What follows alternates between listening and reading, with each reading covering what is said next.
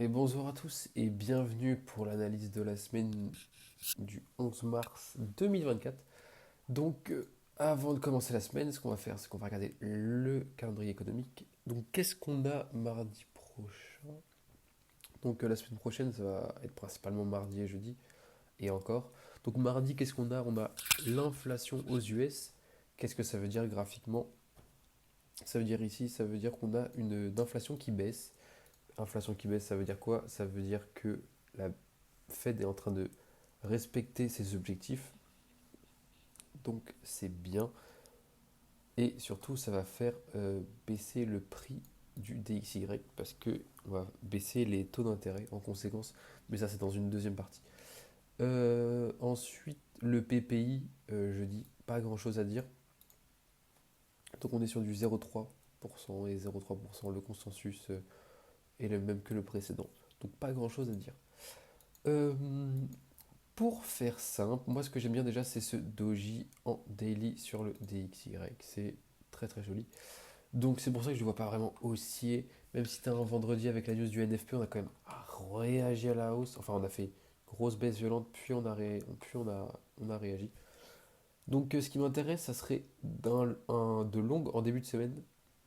Enfin pas de long, mais un mouvement aussi en début de semaine.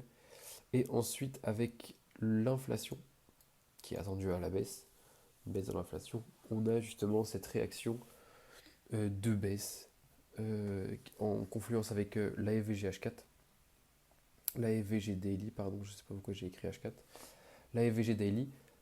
En point pivot, on a ce niveau qui est super intéressant. C'est un gros swing low avant de se faire transpercer. Voilà. Donc après, on target le previous weekly low et on target tous ces lows là en bas.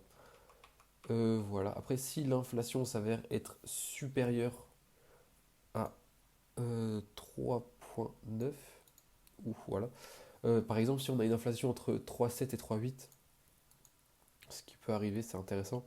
Donc 3,7 pour moi c'est du dump et 3,8 c'est on dump, mais on revient à la hausse. Et on est un peu, on va pas ranger, mais ça va être un peu l'idée. On va avoir un peu une indécision au niveau du marché, où ça se trouve ça va être unidirectionnel et voilà. Mais si c'est inférieur à 3,7, ça va aller à la cave. Si c'est supérieur à 3,9, on va to the moon. Donc voilà, c'est simple, on peut aussi avoir une réaction dans cette FVG Daily, mais bon, j'ai un peu du mal, je préfère ce niveau-là. Donc voilà pour DXY. Pour AUDUSD, c'est un cas un peu intéressant. Je sais pas supprimer ces notations, mais c'est pas grave. Euh, Tout d'abord, on a fait une très belle semaine, donc en weekly on peut la voir. On a fait une belle semaine, on a créé un order block plus en daily. Order block plus, c'est quoi? C'est un order block où on a une FVG dedans dans une unité de temps inférieure. Donc on a aussi réagi ici dans la FVG. Donc moi ce que je m'attends c'est à un début de semaine plutôt baissier. Donc pareil, hein, DXY aussi en début de semaine, ça veut dire quoi? Ça veut dire que les assets contre l'USD vont être baissiers. Donc un long ici parce qu'on a un breaker block en daily qui est plus joli même en H12. Voilà, on a une belle réaction. On est en dessous des 0,5, on est dans la RLZ, OTE, Golden Pocket, vous appelez ça comme vous voulez. On est dans des beaux niveaux de longue. Euh, pour moi, ça, c'est un signal qu'on va pas venir en dessous. Enfin, pas tout de suite en tout cas. On est venu liquider ces longues. Par contre, si on était venu prendre un lot ici et rebondir ici, là, on aurait créé de la liquidité. Et j'aime pas vraiment ça. Par contre, ça, j'aime beaucoup. Donc, voilà. Pour Euro USD, on va revenir là. On a eu une belle réaction au weekly. On a eu overall une bonne semaine. On n'a même pas créé de mèche à la baisse. Mais heureusement, ça ne crée pas de FVG. Qu'est-ce que je voulais dire? Oui, on a un doji plutôt baissier, hein, qui a clôturé dans le rouge, contrairement à son frère le GBP. Mais bon, ça va être juste après. Pareil, hein, je m'attends, même réaction, on baisse pour après remonter. On vise ce gros niveau. Pourquoi ce gros niveau? Parce que c'était l'ancien entre guillemets retracement enfin, c'était pardon, on va y arriver. C'est la troisième fois que je regarde la vidéo, j'ai un peu du mal. C'était le dernier niveau baissier, dernier mouvement baissier, pardon, avant la grosse impulsion. Donc c'est logiquement, on peut appeler ça un order block si on veut. Un très gros order block. Et pour être plus précis, on a cet order block daily qui est plus pertinent. Voilà, donc RLZ, OTE, tout ça. Et voilà. Du coup, je disais, son frère GBP qui lui est beaucoup plus haussier que l'euro. Bah, juste, ça se voit au niveau de la clôture daily. Tac, vraiment baissier doji, on a clôturé dans le rouge. JBP a clôturé au-dessus de 50%, je pense. On va juste vérifier. Tac, tac. Ouais, il a clôturé au-dessus de 50%. C'est assez massif de la part de la livre. Ce qu'on peut voir, c'est que. Tac. Non, pas du tout. Moi, ce que je m'attends surtout, c'est à une réaction au niveau de ce monthly, de previous monthly high, pardon, on va y arriver. J'attends une réaction au niveau de ce PMH à la hausse. Ou sinon, on peut très bien avoir une réaction juste ici au niveau de la FVG Daily. Tac. Même avec cet order block là. Donc qui est pour moi un peu plus safe. Mais bon, faudra quand même de l'impulsion pour arriver jusqu'à ce niveau en bas. Donc tac, ici, pertinente de longue. Voilà, voilà. Pour USD GPY, c'est un plan vraiment on ne peut plus simple. On a créé un BPR juste ici, en daily. Moi, je veux une réaction à la baisse juste ici. Ouais, on target le previous monthly low. Tac, on va se mettre en daily. Aussi, pour expliquer un peu le pourquoi du comment on a eu un aussi gros mouvement, une aussi grosse extension d'un coup en weekly, c'est dû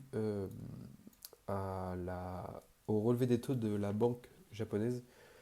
Donc ça veut dire quoi? Ça veut dire que le yen japonais s'apprécie contre le dollar. Donc il y a plus d'investisseurs qui vont utiliser cette monnaie.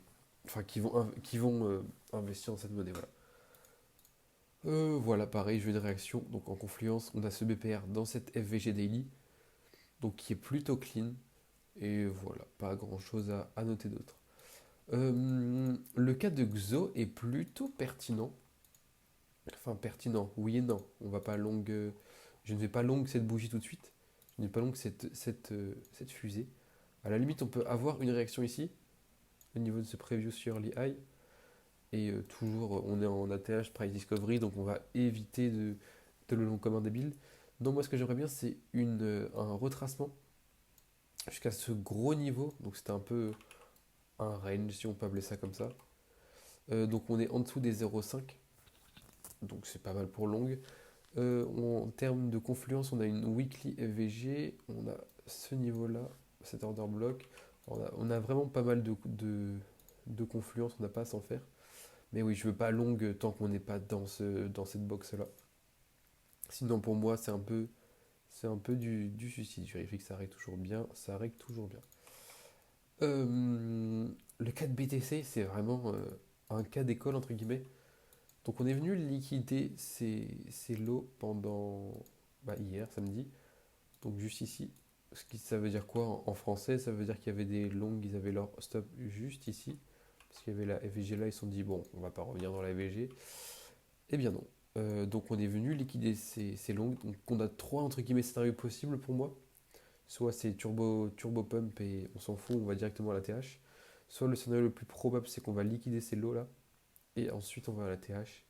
Ou sinon on peut liquider encore ces lots là. Donc c'est les mêmes lots et on va dans cet order block M30 si je ne m'abuse. Ouais. Dans cet order block M30 et voilà.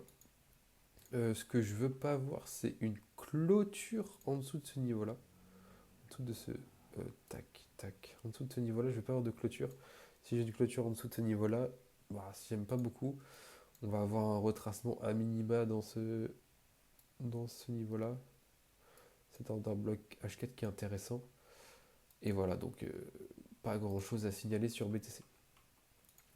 Donc voilà, c'est plutôt tout. Ah oui, aussi, c'était intéressant de le noter sur les indices. Pourquoi je n'en parle pas cette semaine? Euh, voilà, il n'y a pas grand-chose à parler. C'est du tout droit. C'est voilà. À la limite, ce que vous faites, c'est que vous pouvez long juste ici, encore en targetant l'ATH. Mais sinon, voilà, on peut avoir une réaction au niveau de cet ATH. Donc je pense qu'on aura une réaction. À la limite, c'est le seul niveau que j'ai. Donc on a un order block H, enfin 3 days, pardon. Et on a des order blocks juste ici qui sont plutôt pertinents. Mais voilà, une zone de longue ici à la limite, en zone de confluence. Mais pareil, hein, je veux pas toucher à l'asset, il est beaucoup trop haut pour moi. À la limite, si on arrive ici, pourquoi pas le long, pourquoi pas. Mais sinon, on va le laisser voler. Donc sur ce, moi je vais vous laisser sur ça. Je vous souhaite une bonne semaine de trading. Faites attention à vous. On n'est pas là pour FOMO. L'objectif c'est de préserver son capital. Il y a des opportunités tous les jours. Passez une excellente semaine. N'oubliez pas de vous abonner et d'activer la cloche. Ça fait toujours plaisir. Et voilà, allez, bonne semaine.